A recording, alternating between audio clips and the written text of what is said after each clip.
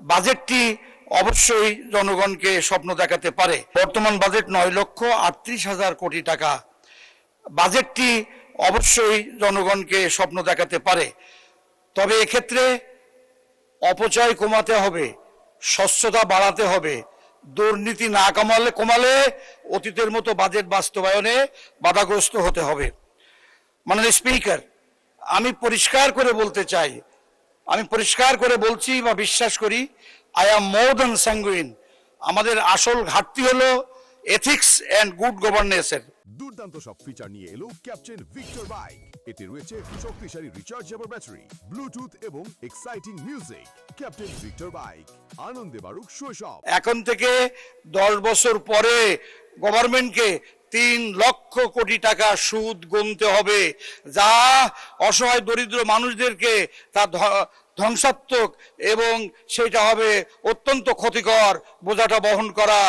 অতএব ওটাকে রিগ্রেটিভ ট্যাক্স বলতে হবে। এ বিষয়ে আমি ধর্ম মন্ত্রণালয়কে বিশেষভাবে ভাবতে বলছি এবং গভর্নমেন্টকে সে পথে পরিচালনা করার জন্য আপনাদের দায়িত্ব পালন করার জন্য আমি সবিনয় অনুরোধ করছি। মাননীয় speaker, I require to have only 2 minutes allocation from my beloved organization or on behalf of you. It is up to you. শিক্ষা খাতে আমি মনে করি যে শিক্ষার ক্ষেত্রে আপনার বিশ্ব ব্যাংকের একটা তথ্য আছে যে 189টি সদস্য দেশের মধ্যে 10টি দেশের শিক্ষা খাতের বাজেট সবচেয়ে কম, তার মধ্যে বাংলাদেশও একটি দেশ। অতএব শিক্ষা খাতের বাজেট অবশ্যই 16% করা দরকার।